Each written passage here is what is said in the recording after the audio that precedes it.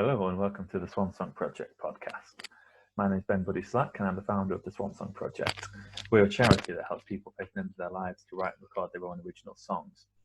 If you'd like to find out more about the charity and how you could support us, you can do so on our website, which is swansongproject.co.uk. And you'll also find links to all our social media pages in the description of this episode.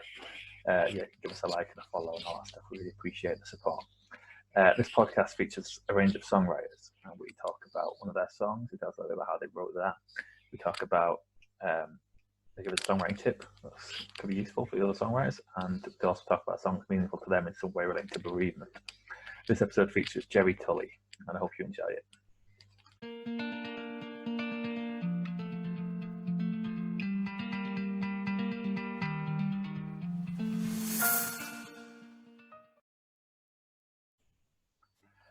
Okay, today I'm here with Gerry Tully. Thanks for joining me, Gerry.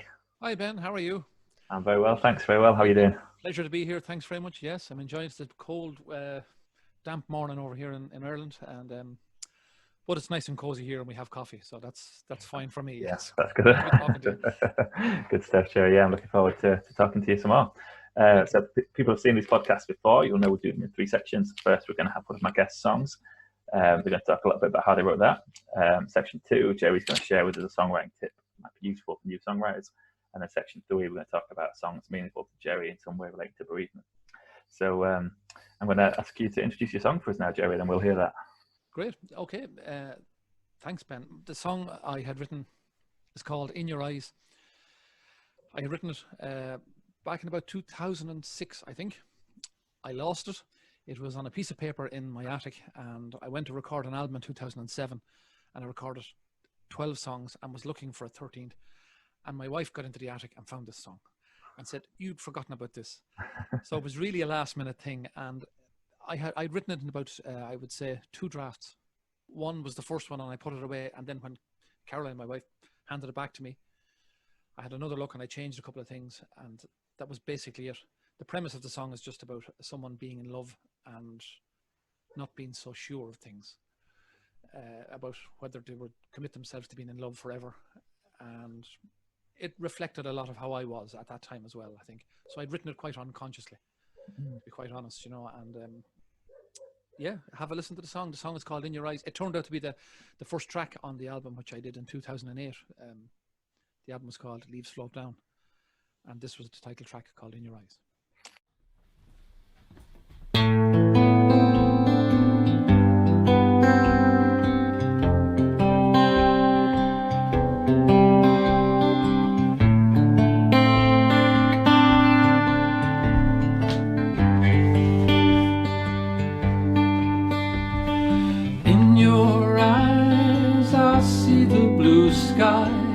Your warm breath whisper in your sighs, seeing things you won't uncover. Does it mean you found another? Is there still some point of view, something you've got locked within you?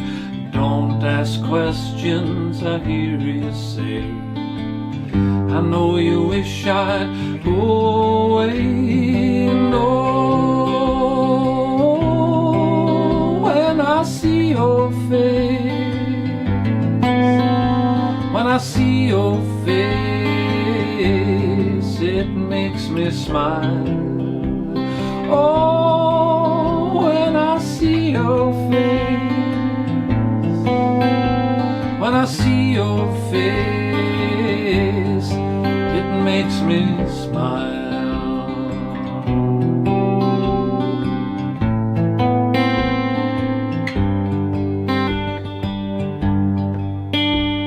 Set adrift out on the ocean, this growing passion and devotion. It doesn't work, so hold me, save me. Feeling lost, but your love's engraved me, not hanging around here to remind you. All has stopped, I'm trying to get through. Give me back the bliss of knowing. Let me feel the sunshine glowing, and oh,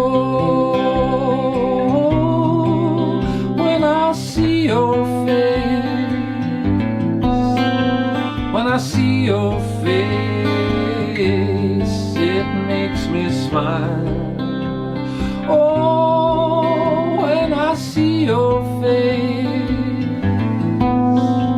when I see your face, makes me smile.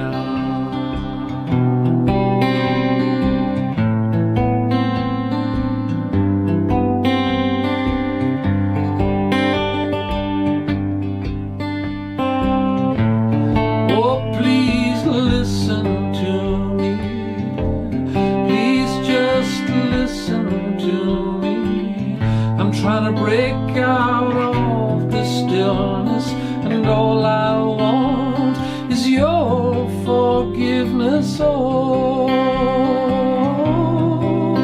when I see your face, when I see your face, it makes me smile. Oh, when I see your face, when I see your face, it makes me smile.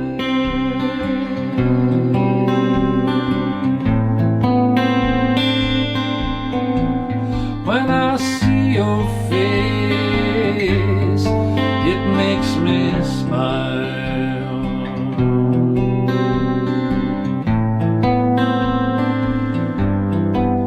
When I see your face, it makes me smile.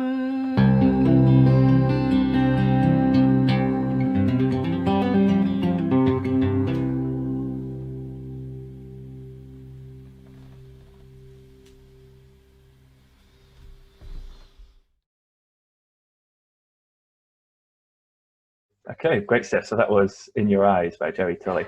So yes, you tell us a little bit about writing it then. So that's interesting. Yeah, it's funny, people losing songs, but it does happen, doesn't it?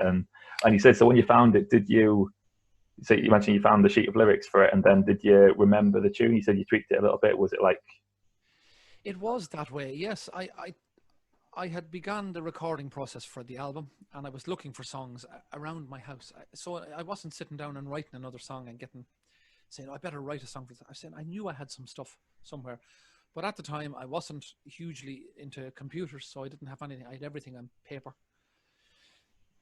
And like I said, my wife searched the attic and said, I know where there's some sheafs of paper. And this song was on top. So she had remembered me putting it. I had no clue. Because at the time, I think I was sorting so many things out, and I used to just write like some people call it free writing. And I would write these things out with the intention of someday turning it into a song. So I did that, and when she got hold of the song again to me, I think I brought it to the guy in the studio.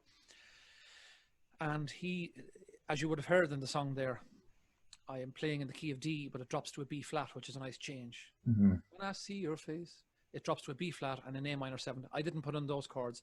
He tweaked those chords and suggested them to me. And he said, I was looking for some way of dropping down the chord to like stepping down steps. And it was actually, he came up with that idea, the guy in the studio. Yeah, it's a really nice nice transition, that one. It's a nice little transition, yeah. And I found it difficult to play actually, because B flat, that was one of the chords when I'm a self-taught guitarist, and I was so worried about it the night we launched the album. I was saying, geez, I hope I can hit that B flat now. I hope I get, you'll understand what I mean. It was this dreaded chord, and I made it so bad in my mind. But over the years then I just became used to it. But that was really the only tweak, I have to say. There was really no tweak in the words. The words were just sitting on the page. And it was a question of structure of the melody as to how we put it across, you know. So. Okay, so you'd written the lyrics the year before, but you didn't have the music for it. The first one was that. Yeah, okay. I knew I wanted it to be in a minor key. And the recording we've just listened to there now, I've actually tuned the guitar entirely different for that to fill out the sound of the guitar. So it is in a minor key, but it would be a what's called a modal minor key. So it's a little bit of 2 chords. I know it sounds strange, but I'm not great at explaining these things either. When you have an open tuning, sometimes you don't get the entire clarity of the chord. You get a portion of a chord and a portion of another chord. That's the best way I can explain it, I suppose. But so I did that purposely to make this recording. But it would be in the standard B minor key. in the original recording on the album. It would be like that, you know. And I knew I wanted the song to start there because there was a kind of a sadness to the song. So minor chords are good for that. Yeah. But then it brightened up, so I brought it to a major key and a major 7th key when I was in the chorus. When I see your face, it makes me smile. You know, and I remember thinking, oh, that's a bit silly of a thing to say. Everybody knows that, don't they? And I had to be nudged, and so no, that's the words of the song, you know. Yeah, no. It's a really nice line. I think it's one, like, I don't know, sometimes there's lines that like feel quite, you know, like quite a normal thing to say. Sometimes I think Dylan's great at, of like, it's not like a overly poetic or fancily worded phrase, but it's just a really true sentiment. And that's why I was so uncertain. You know, and we'd been talking just a few minutes before the podcast about being uncertain about things, and I think most of my life has been that way. You know, because I had written down a heartfelt subject, a heartfelt line, I thought, oh, sure, everybody must know that. There's no need. I need to dig in further. But you don't. And I think we'll get on to that. It was going to be my songwriting tip, I think, as well for the day. Oh, cool. Yeah. Yeah. You know, how to come about these things. Yeah. Don't search too deeply. Yeah. I think sometimes there's a temptation to be more complicated than needed and to try and fluff things up and make them sound. That's right. Yeah. In order to validate them in some way, you know, that they must be, you know, it must be profound. But profundity is not hidden away. And I know you go to libraries to find these things, but to be profound is just to be clear into your thinking and what you want and stuff, you know. Yeah. So it was so clear on the page to me that I couldn't see it, and I probably would have fooled around with it had I not been told, no, they're nice words, don't fool around with those, you know. So. Yeah, and it's the benefit of having a good producer as well. Someone who's sometimes what you need, and when you're by yourself working on something, you can get lost in things, and sometimes you just have to say that's it, that's what we need. 100%, that's it. I think an outside view, you know, from somebody else who's listening in clearly. Yeah. You know what I mean? And take the advice. Yeah. You know, be able to take the advice. You know what I mean? It turned out to be the first song on the album, you know what I mean, that I had done, and I hadn't intended to be on the album. I thought I had much more meaningful things to say. And while I do feel they were somewhat heartfelt, I don't like some of the songs on my own album today as much as, let's say, the first 3 or 4 songs. You know, and I think I should have went with an EP perhaps, but I was so anxious to get these things out at the time. So they were ordered correctly. You know, when I asked, it was Caroline, my wife, ordered the songs on the album, and she put that one first. So the last should be first, and the first should be last, as they say. You know, so yeah, I like it. I like that song. So. Yeah, it's another thing I always find really interesting when you do like an album of songs, of not knowing what the lifespan of the songs are going to be. You know, like, cause it's something you write in an album, and you like really like all the songs. You're like, yeah, it's gonna be great. And then when we found it with my band, like, yeah, you write a song, it's good, it's gonna be. Then we notice that sometimes we just don't play them, and then like we'll realize like, oh, I've not played that song in a while. I really like that one, and then we'll go back to it. But like, I think there's some reason why you kind of like certain songs come to mind that you're going to play more often than others. Absolutely, yes, you're right about that.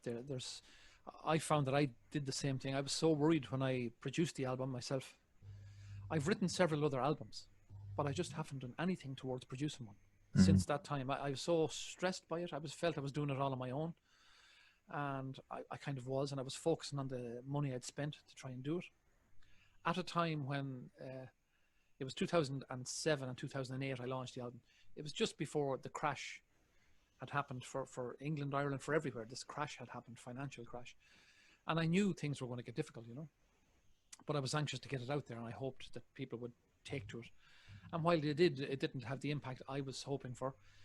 And I realized that it was just a mountain of cash. And that's when I realized that writing songs is not about cash. It's about the quality of the song and what you need to say. And that's timeless. I think whether you sing it or not every time, you know. I've watched other folk musicians. One guy springs to mind, Christy Moore. You'll have heard of Christy Moore, I'm sure. And he says, oh, I took this one out of the bag. It's been dormant for a few years, but now I found it again. And I put it back in my set list. And I find I do that with songs. Whether I've written them myself or not, they mean something to me now. I've been singing them that long. And I find that I've often dropped off my own songs in favor of just a better song. And I don't feel bad about that. You know, someone wrote this wonderful song that says a lot of things that I haven't managed to say in my writing. So great, let's use that. I think that's one of the beauties of it. But then I come back to a song that I'd written a long time ago, and I might give it an airing for a few gigs, and I enjoy that. Then, you know what I mean. So I do see that point. It has lasting, Yeah. It's such an interesting the life of a song really, and where it comes and goes. And like I say, sometimes you revisit one, and it's got a whole new meaning to you, or right. sometimes like I find like if I've improved musically, it means I can do the song better. I can add a different thing to it that I couldn't do before, and then all of a sudden it's like, oh yeah, this is I'm enjoying playing this now. It sounds a bit better than it did before. Yeah, 100%. That's right. I was going to say the song shouldn't matter in the commercial world. If you bring them to the commercial world, that's one thing, but the song should matter on a deeper level first. And I think that's an important thing. And then, as you say, when you improve in your playing and stuff, the songs are in flux, because if I go to hear you playing a gig, you could play something that you'd recorded 3 years ago, but play it completely different, and it's better somehow. Another musical person I admire is Leonard Cohen, and I've seen him play live, and I've watched his live concerts, and he doesn't hold fast to any particular way of putting the song together. If he's got musicians who can do certain things, let's play it that way. That's the beauty of it, and I'm appealing to your listeners here today as well.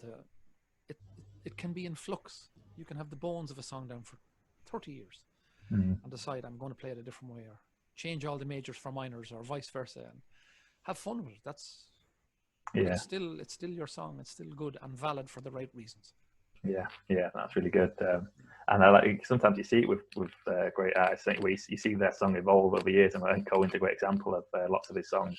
When you see him performing them in his later days, were like completely different songs to how they started off.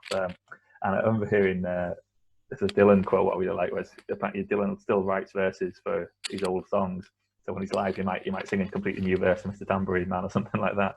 Yes. Yeah. And I'm sure I heard someone asking him about it. And he said, I didn't write them in stone, so I can just keep writing them if I feel like there's a new section to it. I'll throw it in. Why not? That's so cool. I think Cohen was similar in his way. I know that when I do a live gig, I've been doing some gigs online on Sunday evening. I've been just playing around and playing for whoever wants to watch on a live gig. But anybody who's watching those things, a musician in particular, will know I'm not hard and fast about any rules or anything. I never was, and to reproduce something 100% every time is an excellent ability. But it leaves you almost like a traditional player, where you're upholding the tradition rather than having fun with the music. And I know you've been to Ireland, and you will have heard traditional music being played. They're conveying a tradition, and rightly so. But what matters after that is style and vigor and who the player is. A lot can be said in those things, So when Cohen and Dylan and people like that, I think Dylan's quote is excellent. They're not written in stone. They're songs to be enjoyed. Yeah, and I always think of them as they're alive and they're moving in different, they're growing in different ways and excellent. That's different very experiences in them. Yeah. And I just want to say that people, I'll tag obviously your pages and this, but I've not tuned in myself yet to one of your Sunday streams, but I'm very keen to. But I've heard lots of very good things about them. That's how Gerry got on the show. My mum's a big fan of Gerry's Sunday live concerts. So I would recommend people tune into them. And I'll put links to the album you mentioned. Is that available online somewhere? The album is available online. Yeah, it's available all over. Yeah, yes, it is. Like I said, I recorded it in 2007, released in 2008, and I'd been working hard ever since from that time. And the crash had happened, and I'd spent lots of money and everything else. Which was, that was just an aside. That has nothing really to do with songwriting. It was me making a stab at getting somewhere in the music industry. It's a whole other ballgame. Yeah. So again, I'm talking to your listeners. I'm sure you're aware of this. Music, you're in music for the long haul. It's a wondrous thing every day. It's just when it pops up in the commercial world, it's a slightly different thing. You have to hold the threads of what you love together when you're in the commercial world. When you get home to your own area, like I have my area here, you have yours, that's where music exists. And that's where creativity and everything else exists all of the time. To not take the rest of it too seriously. I know some people might say, how can you say that? But I mean, when you get far enough along the road of life, you begin to see that if there's going to be value in this every day, the value has to come from, you have to be enjoying it. Yeah. Not trying to prove yourself or trying to be better than the next guy. Don't judge, just enjoy. And I think better things come from that. That's great advice, Gerry. I think it's a good thing for people to kind of just be aware of, like if they're getting into music, of like Yes. what are you getting into it for? Like, are you getting into it because you want to play music and enjoy it? Or are you getting into it for, like, if you want to try and have a commercial success, or whatever? And I mean, they're all valid in their own way, but if you kind of know, then you're like, if you're doing it for your own personal, because you enjoy doing it, then don't worry about the commercial side of it. Because if you want to worry about that, that's a whole other set of rules Yes. that are very different from the personal enjoyment. That's actually something I remember Dylan saying in one of his. We both would have listened in. Who wouldn't listen in to Dylan anyway? But I remember him saying we were there to play the gig, and someone had said to him, "Well, all these other iconic people like himself were there," and he said, "Well, we were there to play our song." So he seems to have his feet firmly on the ground of what he's supposed to be there doing. You know what I mean? He's not floating on a cloud of fame or some sort of immaterial. You know, this perception that someone is more special. Oh, he's wonderful. Well, look, there's lots of people who are more wonderful, and we'll never hear about them because they're probably doing very valid, important jobs in life that people are getting value from. You know what I mean? And they're not in everybody's sitting room every night on television. Yeah. That's the only difference. Yeah. It's equally valid. It's equally valid. That's, I think, the point I'm trying to make, you know. Yeah, definitely. So it's the personal venture rather than a public one. Yeah. Great stuff. So let's move into section 2 now, Gerry. So this is where I ask my guests to share with us a songwriting tip that might be useful for new songwriters. So what would your tip be for us, Gerry? You alluded to it a little bit earlier. I have a couple of tips for you. I have a tip about the physical act of songwriting, and I think I've just given you my other tip. If you want to succeed in songwriting, this is my first tip, is to succeed in songwriting, persist in your efforts to clean up the words and to distill, I'm saying those words quite clearly, to distill what you're trying to say.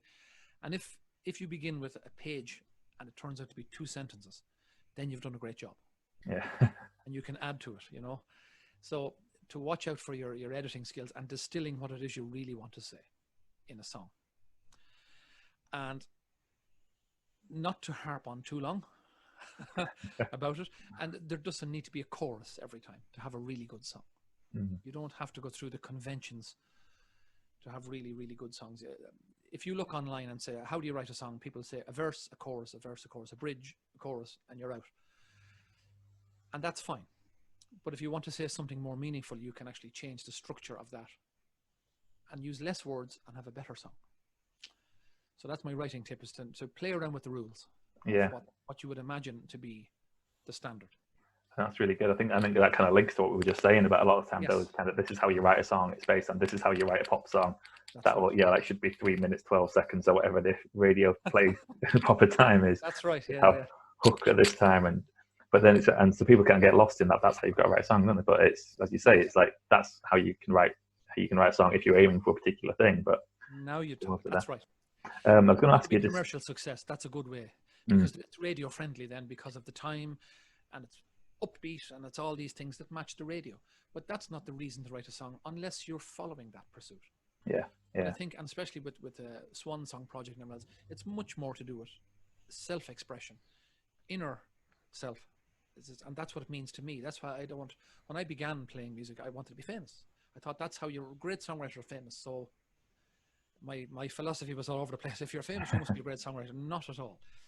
You can have a great time if you just hone it down to what you really want to say, and it'll last. It will last, you know. It doesn't matter if just your family read it or see it, or if you become a world household name. That's wonderful for you. But the song still exists. You know, yeah, definitely. Important thing. But play with the structure, I think, was my tip.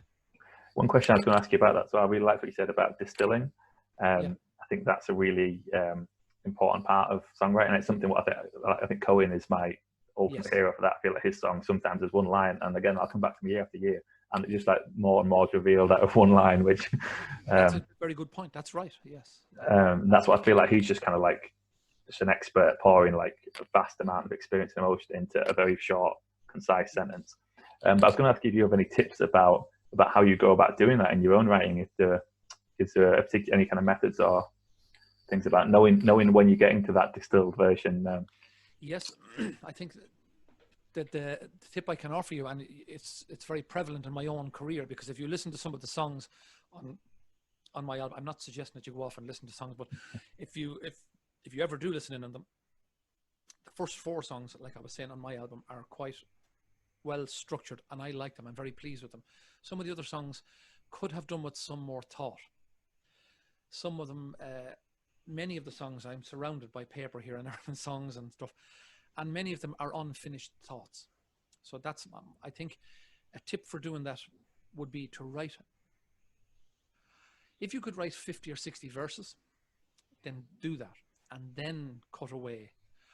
Or a Beatles tip was to actually cut up the verses or cut up the lines physically with a scissors, cut them up into separate sentences and move them around to see does the actual, what you're trying to say, come out in a different way. So that's a form of a physical distillation. You can cut and paste now, of course, on a computer screen. Move it around.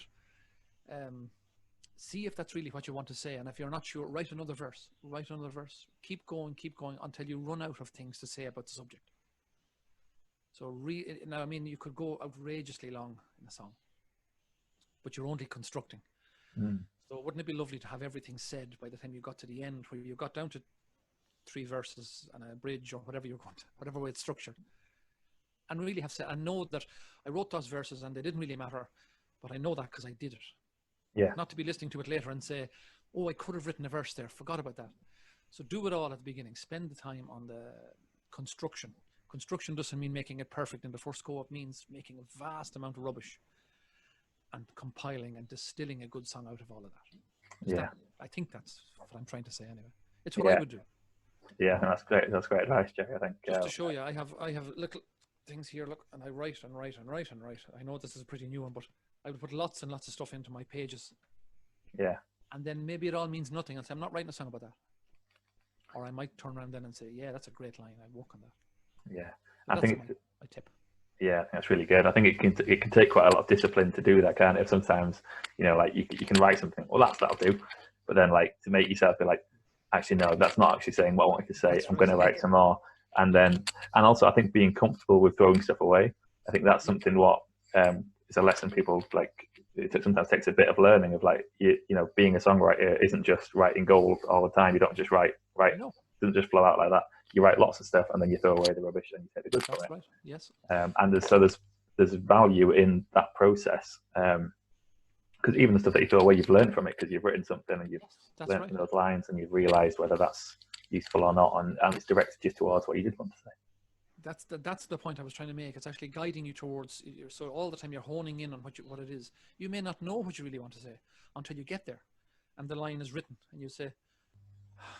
So even you're surprised about what you said. That's what it was all along. And when you read back over your stuff, that's where you were aiming for all the time. So your brain is conjuring this thing all the time. So get out of your own way in your mind and just put it down on the page. And when you suggest throwing it away, everyone says, you know, I better throw my stuff away.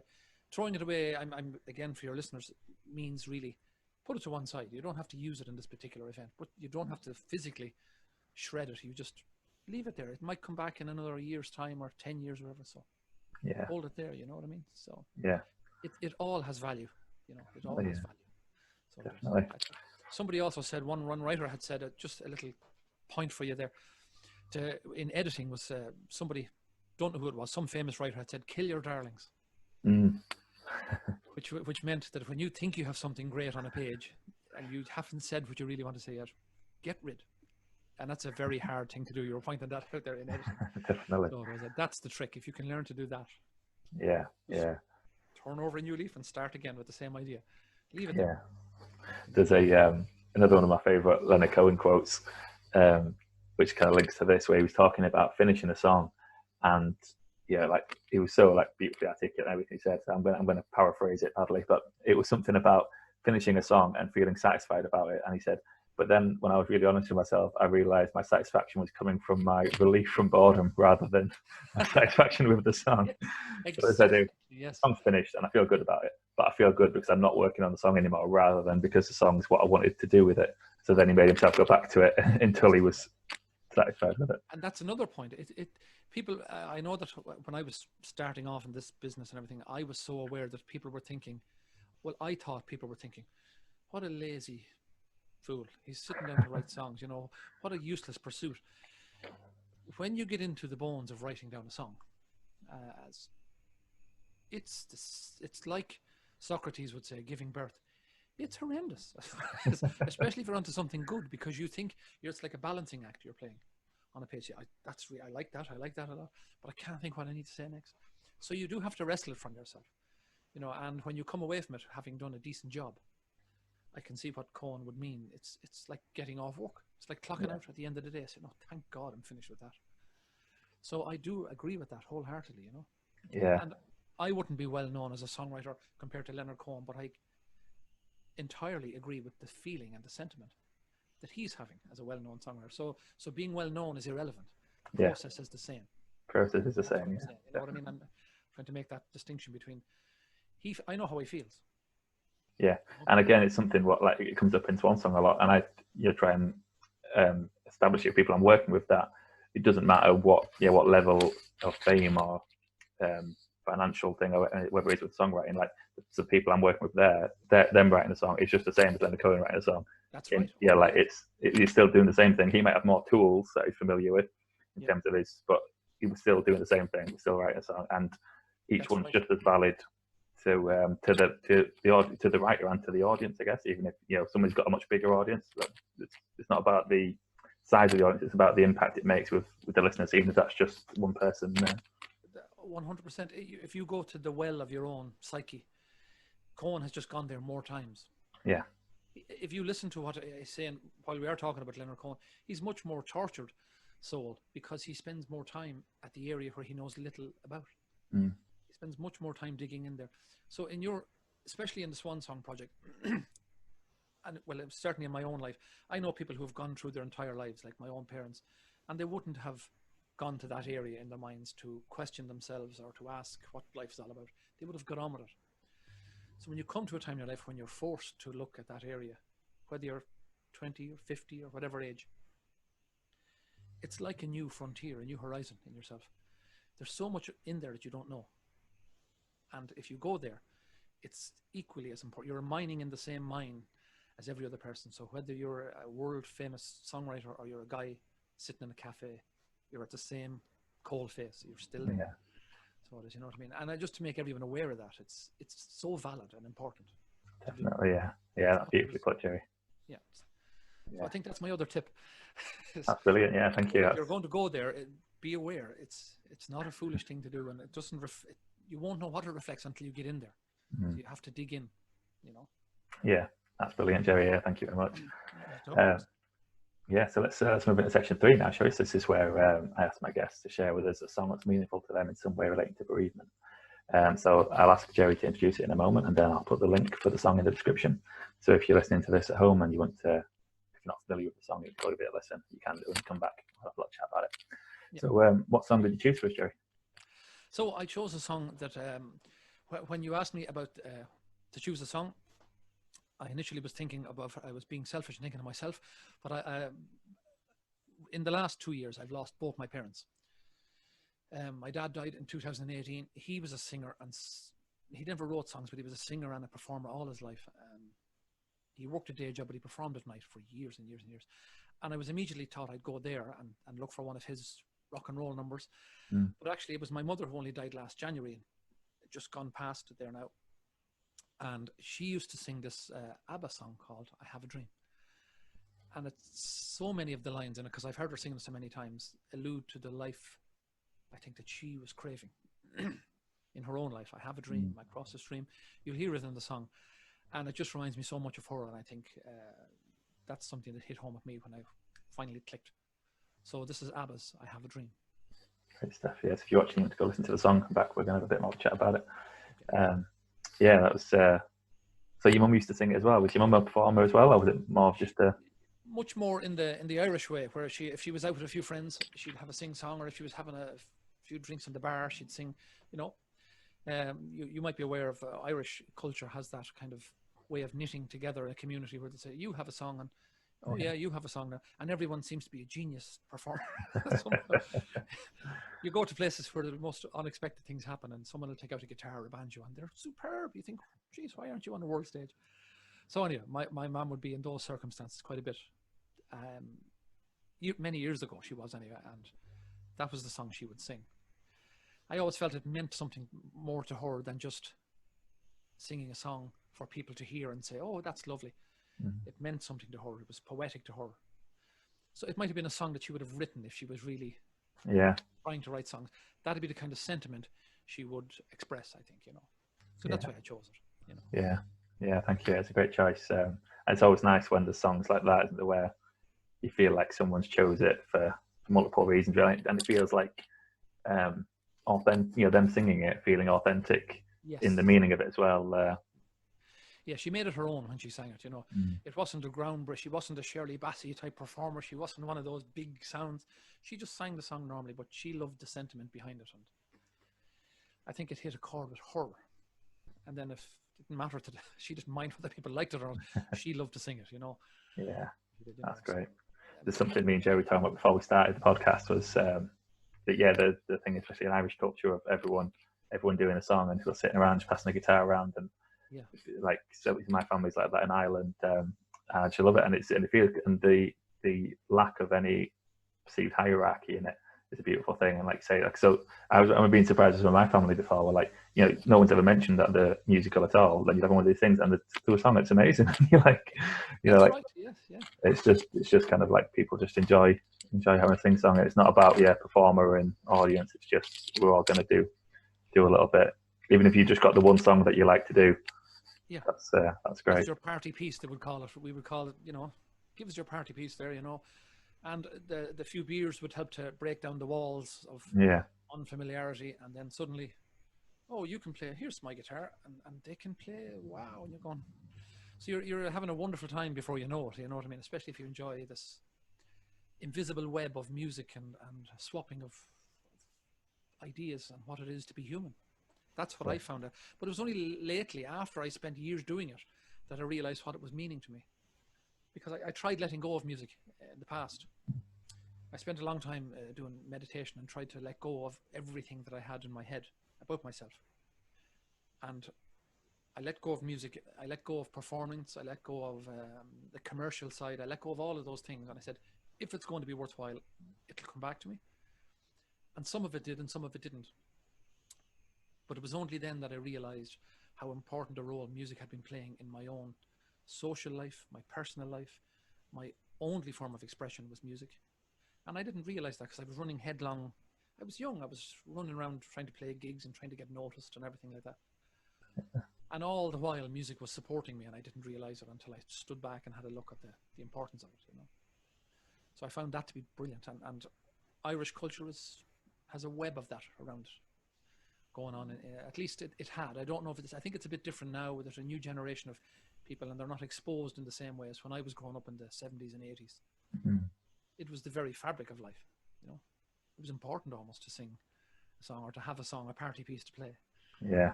So I'm not sure about that nowadays, but it's still vital for me, at least, you know. Yeah, I think that's beautifully put, Gerry. I think it's hopefully it helps other people listening to it to have those same realizations. And I guess it's kind of that thinking about why you do something, and I guess acknowledging how important part of it is to you. Yeah, in those different ways is beautiful. Absolutely. If you look behind me there's guitars from different regions and eras in my own life, and there's one belonging to my dad, and it stretches back into history for me, but it's only when I stood away from it. So I'm trying probably to tell your listeners to not discount in any way, or not to, especially with the Swan Song Project. It's not a grasp at something, it's something to do. This is really meaningful, and for people, you know, who are not perhaps dealing directly with you in the Swan Song Project, to take on songwriting, to take on the challenge of writing something you want to say. Not to write a hit, to write something you want to say, and see the difficulty and I promise you it'll be a challenge. Yeah. You'll feel uncomfortable when you're doing it. Anyway, you know, I promise anyone listening that if you go headlong into it and put some effort, you know, some time, it's a tough job. So yeah, but it's worth it in the end. You will get to know yourself. Yeah. You get to know lots about yourself. So you will songwriting, and you'll see the value of it. Yeah. It's really good. Great stuff. Cool. Yeah. Well, thanks a lot for your time, Gerry. I really appreciate it. It's really nice talking to you. I've had a lovely time talking to you as well. So I have, and I'm an Irishman. It's hard to stop me. Yeah, we could do a lot longer, couldn't we? We could, yeah. But Yeah. it's been a real pleasure, and I want to wish you very, very well. It's a superb project you've got going. I'd only heard about it through our recent meeting and meeting with your mum and everything, and I admire you and applaud you for what you're doing. Wonderful. Thank you very much, Gerry. Thank you, and I look forward to tuning into one of your shows, hopefully on a Sunday soon. Say hello, and we'll have a wave. Yeah, virtual wave. Yeah. Yeah, absolutely. Great stuff. And I'll tag all your pages so any listeners can go and follow Gerry and tune into his shows as well. Cheers, and thanks to your listeners. And do dig in. There's lots more invisible stuff happening in songwriting. Yeah. Thanks very Brilliant. much. Thanks, Gerry. Thanks for tuning in, everyone. I'll be back with another episode soon.